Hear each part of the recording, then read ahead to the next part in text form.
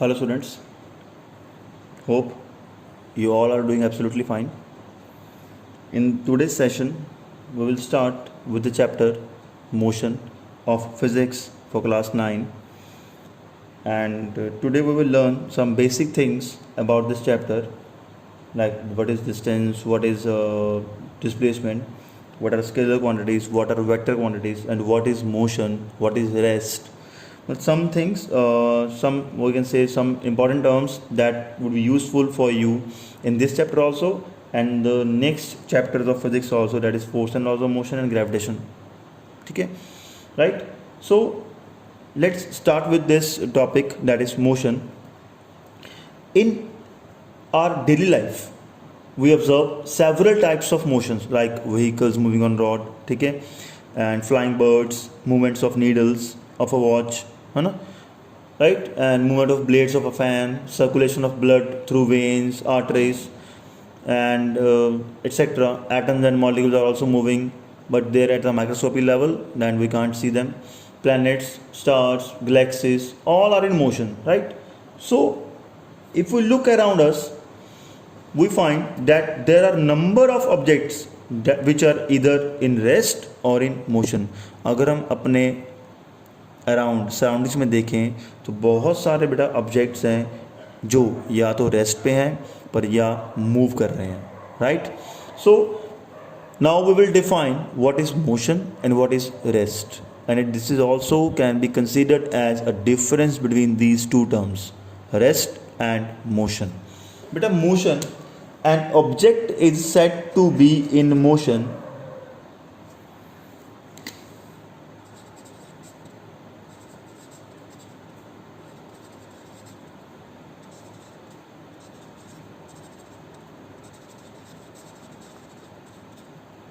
if it changes its position with respect to time. जो चीज़ time के हिसाब से अपनी पोजीशन चेंज करेगी, that is known as, that is said to be sorry in motion. For example, ये marker है, अभी यहाँ पे है, यहाँ हो गया, एक सेकंड पहले ये यहाँ था, ठीक है, सॉरी, सपोज ये मार्कर है, अभी इसकी पोजीशन ये है, ठीक है, अभी ये यहाँ पे आ गया, एक सेकंड पहले कहाँ था, यहाँ पे, अभी ये यहाँ है, ठीक है. तो इसकी पोजीशन चेंज हो रही है बार बार. सपोज ये ऐसे कर रहा है तो हम बोलेंगे क्या है, मोशन में है. हमारे घर में फ़ैन है, फ़ैन ऑन करेंगे अगर, तो फ़ैन ऑन करेंगे तो क्या पता लगेगा, उसके ब्लेड्स जो हैं वो अपनी position with respect to time क्या कर रहे हैं, चेंज कर रहे हैं. अगर फ़ैन चल रहा है, अगर रूम में कर्टेंस लगे हुए हैं तो वो भी हिलेंगे, वो भी अपनी position with respect to time क्या करेंगे, चेंज करेंगे. They are also set to be in motion, right. जो भी चीज़ हमें दिखे कि वो अपनी पोजीशन चेंज कर रही है with respect to time, that is set to be in motion. वो बोलेंगे हम मोशन में है, ठीक है. तो मोशन का पता लग गया. An object is set to be in motion if it changes its position with respect to time. And next we have another term, that is rest. What is rest? An object is said to be at rest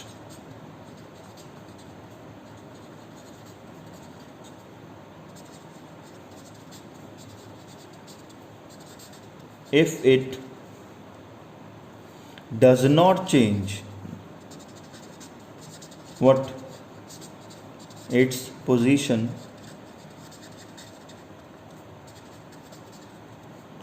with respect to time. That is said to be in, that object is said to be in at rest. For example, chair है, अगर room में कोई chair पड़ी है, आज हमने रख दी, उसको किसी ने नहीं छेड़ा, वो 2 घंटे बाद भी वहीं रहेगी, वो कल तक भी वहीं रहेगी, वो 2 दिनों के बाद भी वहीं रहेगी. मतलब टाइम तो आगे जा रहा है पर टाइम के हिसाब से उसकी पोजीशन फिक्स है, वो चेंज नहीं हो रही. इसका मतलब वो क्या है, एट रेस्ट है. जैसे बुक्स हमेशा ऐसी चीज़ें हैं जो आप रख के हमेशा भूल जाते हो कि कहाँ पढ़ी हैं पता नहीं. क्योंकि उसको कोई हिलाता नहीं, बेचारी को कोई छेड़ता नहीं है, तो उसका मतलब यही है कि वो कहाँ पे है, रेस्ट पे है।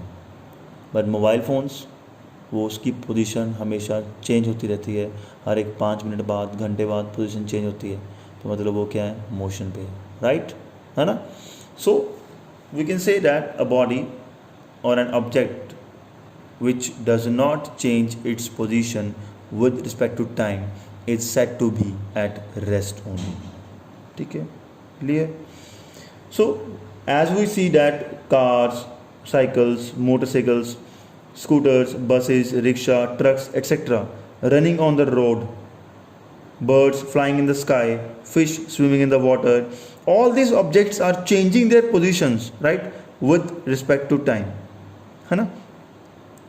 So we can say that they are in motion. And sometimes we observe the motion through indirect evidences also. ये तो थे डायरेक्ट एविडेंसेस जो पता लगता है, हमें दिखाई देते हैं सामने से. कुछ इनडायरेक्ट एविडेंसेस भी हैं. For example when we observe the movement of dust, ठीक है, and the movement of leaves move करते हैं, ब्रांचेस ऑफ ट्री, ठीक है, वो मूव करती हैं, मतलब आगे इधर उधर हो जाती हैं या हिलती हैं, वो बिकॉज ऑफ विंड है. विंड की वजह से कोई चीज़ हिल रही है, जैसे मैंने बोला फ़ैन चल रहा है, उसकी हवा जो आ रही है उसकी वजह से आपके कर्टन्स जो रूम में लगे हुए हैं वो हिल रहे हैं, वो इनडायरेक्ट है, वो डायरेक्ट नहीं आएगा. दैट इज़ इनडायरेक्ट एविडेंस है वो, ठीक है, because it is due to the air which is in motion, ठीक है. And movement of earth around its axis and around the sun cause the sunrise, sunset and change in season also. This is also an indirect evidence of motion. ठीक है, clear, okay, ये याद रखना please. So we can say that all objects ranging from smallest atom to a largest galaxy are in continuous motion, right?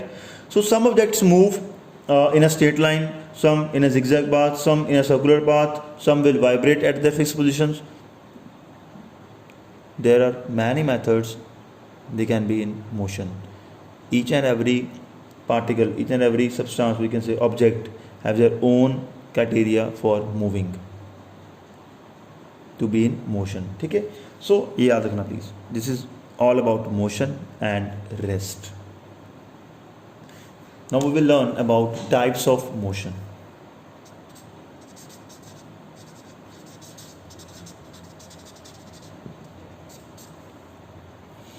There are 3 types of motion. We can say that basic things is, first is linear motion, और इसका second name है translational motion.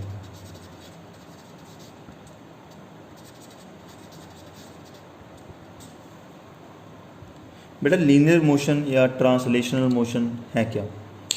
A body has linear motion if it moves along a straight line or a curved path. अगर एक body एक curve path में move कर रही है या एक स्ट्रेट लाइन में मूव, मतलब आगे ही जा रही है, वो वापस नहीं आ रही किसमें भी, बस जा रही है जितना, वो that is known as linear motion. For example, if we cast an example for this is motion of a moving car on a straight road, ठीक है, right. And second one is we can say motion of a ball drop from the roof of a building और drop on the ground from the roof of a building. ठीक है, अगर हम कोई ball को roof से नीचे गिरा दें, वो नीचे सीधा आएगी, that is also linear motion. और कार मूव कर रही है स्ट्रेट रोड पे, वो भी क्या है, लीनियर मोशन है. Okay, and linear motion is again of 2 types. We can say, मैंने बोला ना अभी, पहले मैं बता दूँ आपको लीनियर मोशन क्या है, लिख दूँ यहाँ पे. अ body has linear motion if, मैं यहाँ से शुरू कर रहा हूँ इफ से, आपने लिखना पूरा है. A body has linear motion if it moves, because मेरे पास स्पेस की कमी है, that is why. If it moves along a straight line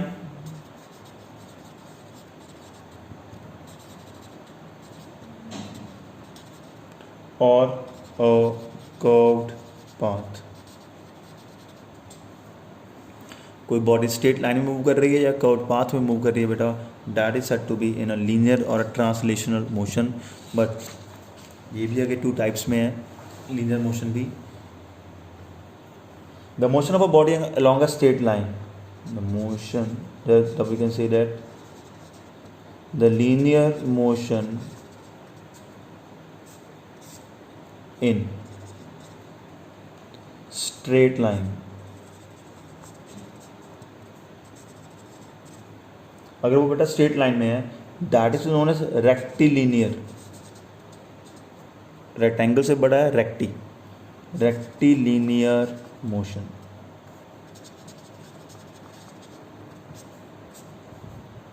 clear.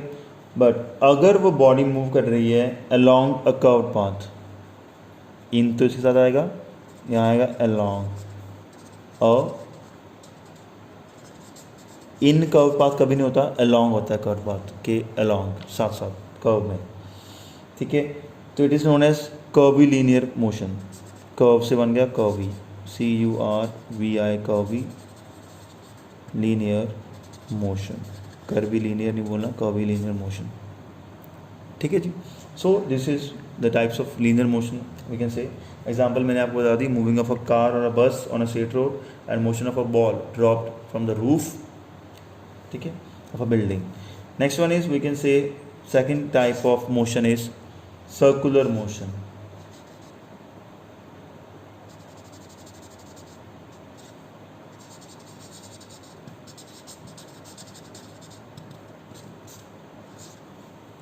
Circular motion, circular motion, और इसका सेकंड नेम है रोटेशनल मोशन। नाम से पता लग रहा है आपको, इजी होगा ये, रोटेशन करना, बार बार वहीं पे आ जाना, ठीक है। सर्कुलर मोशन, सर्कुलर पास में मूव करना, ठीक है। अ बॉडी है circular motion if it moves around a fixed point. अगर वो बॉडी किसी फिक्स्ड पॉइंट के अराउंड घूम रही है, that is said to be in around, word याद रखना please, around a fixed point, not about. Around a fixed point is said to be in a circular motion. And for example, merry go round, सुना है, झूला होता है एक, merry, motion of a merry go round, motion of a electric fan और ceiling fan, कोई भी fan हो, ठीक है, मतलब कोई बॉड, ये चीज़, ठीक है, याद रखना please. these are examples for circular motion also. This is about circular motion. Next, third part that we are going to do, the third type of motion is vibratory motion. और circular motion example हम दे सकते हैं, जो मैंने बताया मैंने already आपको, motion of merry go round, motion of electric fan, motion of spinning top, लाटू होता है ना स्पिनिंग टॉप, उसको, उसकी हम एग्जांपल दे सकते हैं, that is circular motion. Third one that is we are having is vibratory motion.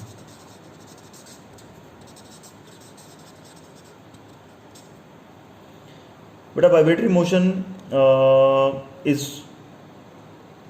said to be if a body moves to and fro, आगे पीछे हिल रही है एक बॉडी एक ही पॉइंट पे खड़े होके, about a fix point, around नहीं बोला मैंने, अबाउट बोला, अबाउट अ फिक्स पॉइंट। और फिक्स पॉइंट का मीन पोजीशन बोल सकते हैं या इक्विलिब्रियम पोजीशन भी बोल सकते हैं, पर ज़्यादा टिपिकल में नहीं जाएंगे, simple. If a body moves to and fro about a fixed point, then it is said to be in a vibratory motion. इस फिक्स पॉइंट को हम बोल सकते हैं बेटा मीन पोजीशन, अगर ज़्यादा एक्यूरेट करना है तो, या इक्विलिब्रियम पोजीशन। इक्विलिब्रियम अभी नहीं बताऊंगा मैं क्या होता है या कि नहीं, वो छोड़ दो, अभी मीन पोजीशन लिख सकते हो, ठीक है, okay, clear. So example, pendulum of a wall clock, दीवार पे कई बार क्लॉक लगा होता है ना घर में, जिसमें पेंडुलम होता है, वो ऐसे ऐसे आगे आगे पीछे मूव करता है, तो उसकी एक फिक्स पोजीशन है, जैसे इसकी ये फिक्स पोजीशन है पेंडुलम की, ठीक है, तो ये ऐसे ऐसे मूव करेगा, तो ये इसकी फिक्स पोजीशन होगी, मीन पोजीशन इसके around two and fro motion move कर रहा है, दिस इज वाइब्रेटरी मोशन, ठीक है। और चाइल्ड स्विंग होता है ना, स्विंग्स लेते हैं हम, पार्क में लगे होते हैं स्विंग्स, या घर में भी होते हैं कई बार, वो स्विंग भी क्या है, वाइब्रेटरी मोशन है। पेंडुलम की भी क्या है, वाइब्रेटरी मोशन है, ठीक है। So this is all about the types of motion and what is motion and what is rest. Now next topic is how to describe a motion, describing motion.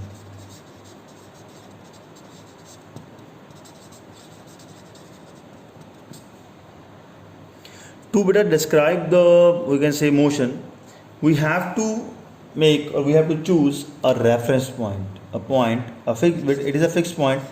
I will tell you the definition of this, or what is this. I'll explain it to you. Reference, REFERENCE,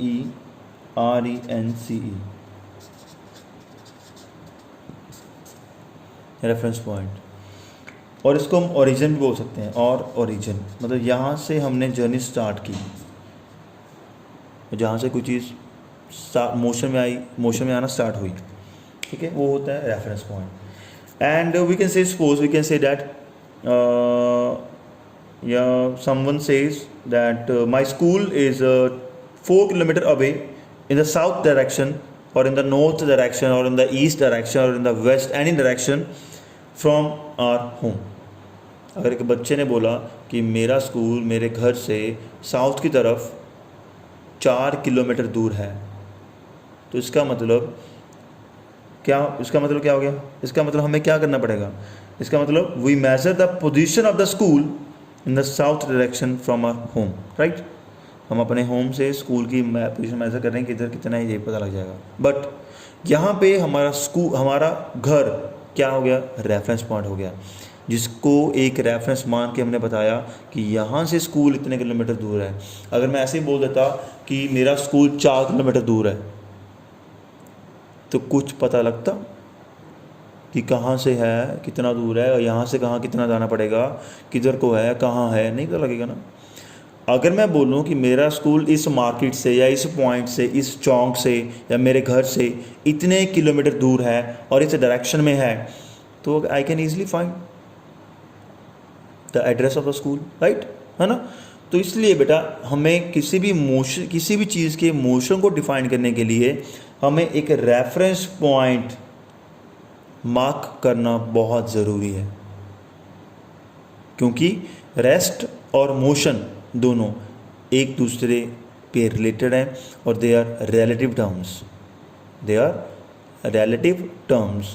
पहले मैं आपको एक reference point बताऊंगा क्या होता है, example दे रहा हूँ। सपोज आप रोड पे खड़े हो, ठीक है, रोड पे खड़े हो और किसी और स्कूल की बस आपके सामने से जा रही है रोड पे, आप अपने घर के बाहर खड़े हो सपोज, ठीक है, और छुट्टी है, आपको छुट्टी है उस दिन, किसी कोई और स्कूल लगा हुआ है सपोज, उस स्कूल की बस आपके सामने से जा रही है। जब आप देखोगे उस स्कूल की बस में बहुत सारे बच्चे बैठे हैं, और सपोज़ करो सारे बच्चे क्वाइटली अपनी अपनी जगह पे बैठे हैं।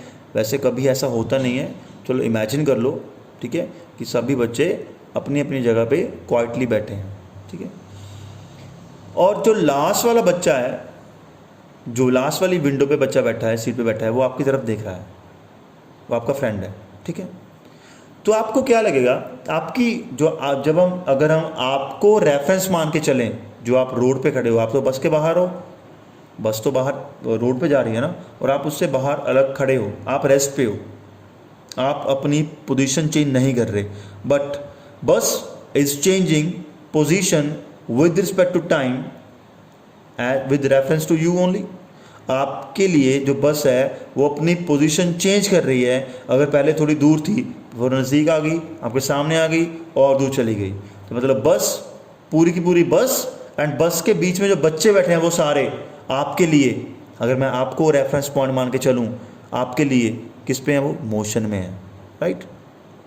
तो मतलब आप क्या हो गए, रेफरेंस पॉइंट हो गए, जिसको मान के हम बता सकते हैं कि भाई मैं रेस्ट पे हूँ, देखो वो बस अपनी पोजीशन चेंज कर रही है, तो वो क्या है, मोशन में है, राइट।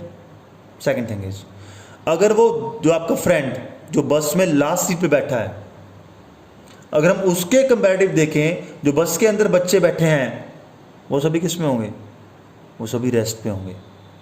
आपके अकॉर्डिंग देखें, अभी दोबारा सुनना प्लीज़, आपके अकॉर्डिंग देखेंगे तो जो बस में बच्चे बैठे हैं वो सभी किस में है, मोशन में है। क्यों, हमने किया है, motion is what, if a body changes its position with respect to time, that is said to be in motion. तो वो बच्चे आपके विद रिस्पेक्ट टू टाइम के हिसाब से अपनी पोजीशन चेंज कर रहे हैं, तो आपके लिए वो सारे बच्चे जो बस में बैठे हैं वो किस में है, मोशन में है, ठीक है, चाहे वो बच्चे चुपचाप बैठे हैं, पर आपके लिए तो मोशन में है नाउ।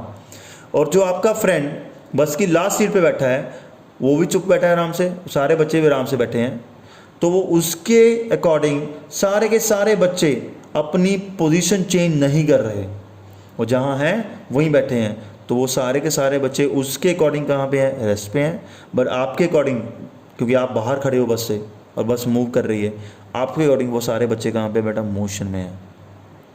तो हम बोल सकते हैं rest and motion are relative terms if we will change a reference point, then a body which is earlier at rest can be in a motion with respect to with another reference point. अगर हम एक reference point मान के चलेंगे, उसके according अगर कोई body motion में है तो वही बॉडी किसी और के अकॉर्डिंग, किसी और रेफरेंस पॉइंट के अकॉर्डिंग रेस्ट पे हो सकती है। जैसे आपके अकॉर्डिंग वो सारे बच्चे मोशन में हैं, पर आपका फ्रेंड जो बस के अंदर बैठा है उसके अकॉर्डिंग वो सारे बच्चे किस पे हैं, रेस्ट पे हैं। तो रेफरेंस पॉइंट अगर चेंज होगा तो बॉडी की मतलब स्टेट ऑफ रेस्ट और मोशन भी क्या होगी, चेंज होगी। इसलिए we can say that rest and motion are the relative terms. तो मैं अभी बता रहा हूँ आपको रेफरेंस पॉइंट क्या है, और ये एग्जाम्पल प्लीज़ याद कर लर्न कर लेना, बस वाली। ये माइंड में रखना बहुत ईजी है, इंटरेस्टिंग है, याद करने के लिए, समझने के लिए बहुत इंटरेस्टिंग है, ठीक है। और I think one of the best examples ये समझने के लिए कि rest and motion are the relative terms. So reference point क्या है, it is a fixed point और फिक्स्ड ऑब्जेक्ट। ये फिक्स्ड पॉइंट हो सकता है और फिक्स्ड ऑब्जेक्ट हो सकता है, with respect to which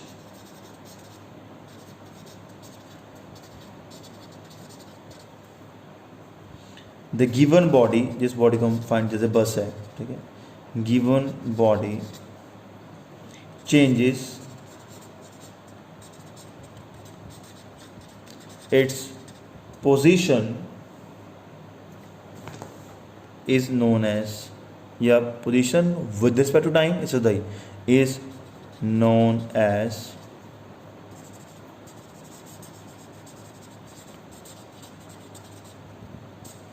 reference point. So याद रखना प्लीज़, एक वो फिक्स पॉइंट, वो ऑब्जेक्ट हो सकता है कोई भी जो फिक्स है, इसके विद रिस्पेक्ट टू कोई बॉडी अपनी पोजीशन चेंज कर रही है विद रिस्पेक्ट टू टाइम, और ऐसे ही that is known as reference point, ठीक है। So and from reference point we can say that rest and motion are the relative terms. Rest मैं आपको यहाँ लिख रहा हूँ, एंड ताकि आपको याद रहे जब मैं नोट्स भेजूँगा कि आपने ये टॉपिक भी किया है, आर द रिलेटिव टर्म्स। अगर ये एग्जांपल आपको आगे क्वेश्चन आ गया, rest and motion are the relative terms, comment on the statement और जस्टिफाई द स्टेटमेंट, देन ये क्वेश्चन आ सकता है ऐसे, जस्टिफाई। तो आप जस्टिफाई कैसे, क्वेश्चन ऐसे बन के आ सकता है, ठीक है। तो आपको इसको कैसे जस्टिफाई करोगे, तो you have to justify it by taking an example of this that of the school bus and a person standing on roadside and a person sitting inside the bus, ठीक है। सो तीन चीज़ें हमने इसमें काउंट करेंगे, school bus की example लेंगे और बच्चे बैठे हैं बस में, और एक उसका रेफरेंस पॉइंट काउंट करेंगे जो बच्चा अंदर बैठा है बस के, और दूसरा जो बाहर खड़ा है। तो एग्जांपल मैंने आपको बता दी, ठीक है। इस एग्जांपल की आपको मैं पूरी PDF फाइल में पिक भेज दूंगा कि how to explain it. Please मैं इसको लिख देता हूँ, लर्न फ्रॉम PDF फाइल। मैंने आपको एक्सप्लेन कर दी सारी ये, तो प्लीज़ इसको PDF फाइल से लर्न कर लेना कि how to write the answer of this question, ठीक है। And so we can say that a body और एन ऑब्जेक्ट, इसके बाद को क्या लिखना है लास्ट में, इस आंसर लेने के बाद पूरी एग्जाम्पल एक्सप्लेन करने के बाद लिखना है हमने, अ बॉडी और an object is in motion with respect to one reference point, but the same body or an object may be at rest with respect to another reference point, ठीक है। तो रेफरेंस पॉइंट अगर change होगा तो body की position of state of rest और motion भी क्या करेंगी, चेंज करेंगी। तो we can say that these both are in relative terms, ठीक है, क्लियर। सो एक चीज़ ये होगी, ठीक है। तो ये हुआ एक चीज़, और नेक्स्ट हमारे पास आता है टॉपिक डिस्टेंस का। व्हाट इज़ डिस्टेंस वो बाद में करेंगे, पहले उसके पहले मैं आपको एक जनरल इफेक्ट, एक बेसिक नॉलेज दे दूँ आज। इस लेक्चर में, एक होता है स्केलर क्वांटिटी बेटा, एक होती है वेक्टर क्वांटिटी।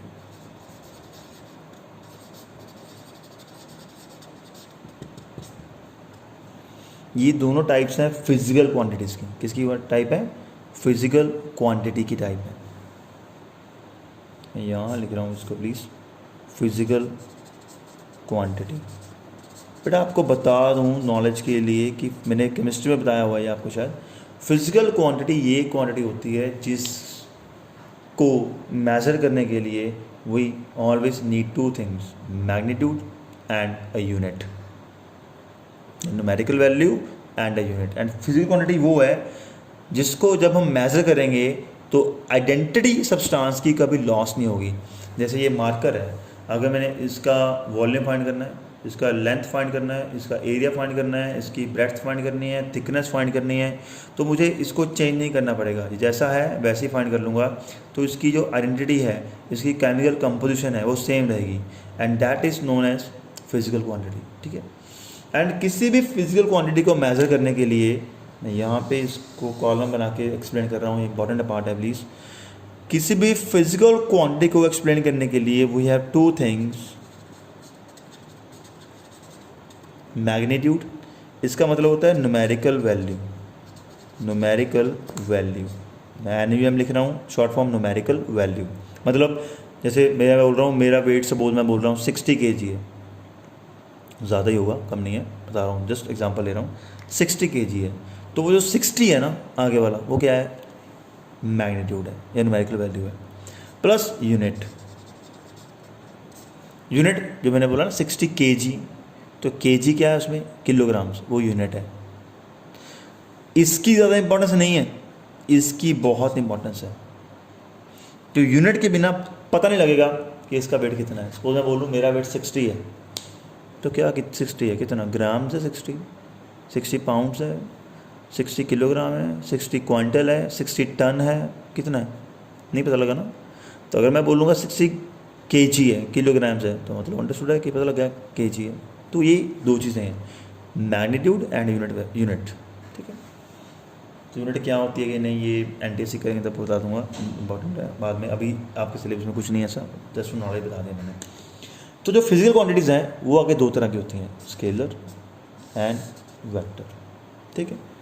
जो स्केलर क्वांटिटी है बेटा, is a physical quantity we can say which are completely specified by their magnitude only, which have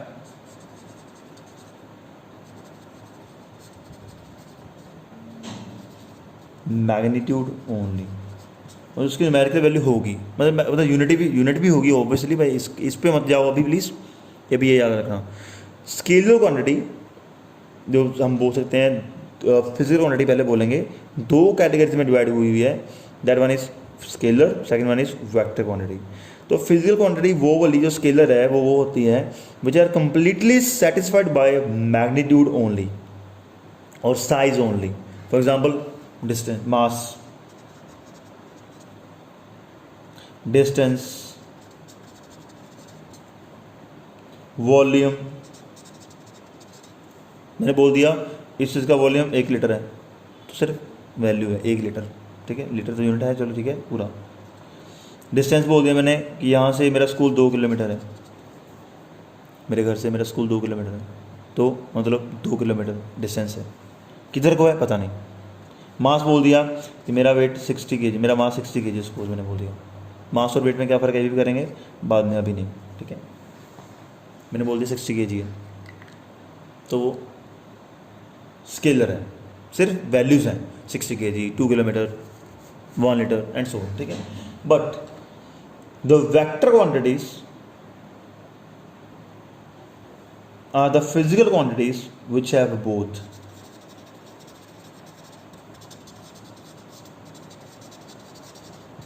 magnitude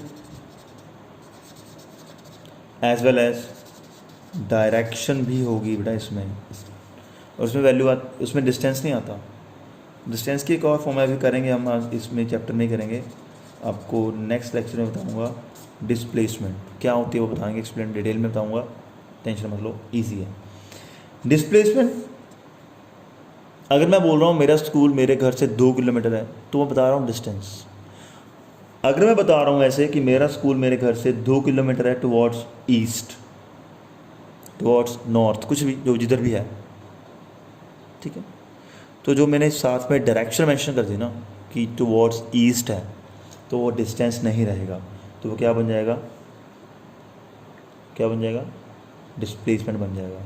and distance को लिखते हैं हम एस से, एस, बट डिस्प्लेसमेंट को लिखते हैं हम एस वेक्टर डालते हैं ऊपर। वेक्टर क्यों, क्योंकि it is a vector quantity, ठीक है।